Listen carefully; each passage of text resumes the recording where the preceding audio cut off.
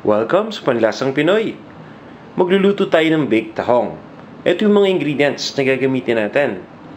Tahong or mussels, dapat nalinisan na natin to at napakuluan natin hanggang sa magbuka yung shell. Softened butter, garlic, at cheese. Umpisa na natin.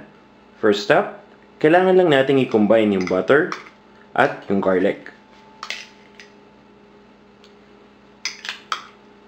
Yung garlic, dapat na-pound muna natin or nadikdik bago natin i-mince. Then, hahaluin lang natin itong mabuti.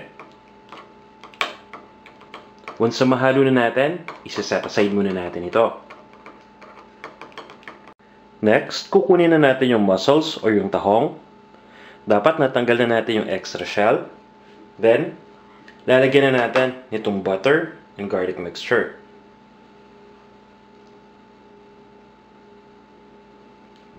After nating ma-apply, lalagyan lang natin ito ng cheese sa taas.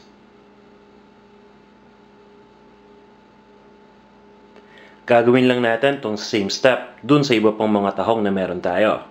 After this, i-arrange lang natin ito sa baking tray at ibibake na natin. Para sa exact measurements sa mga ingredients at iba pang mga recipes na tiyak na magugustuhan ninyo, bumisita lang kayo sa panlasangpinoy.com. Ito na ang ating baked tahong.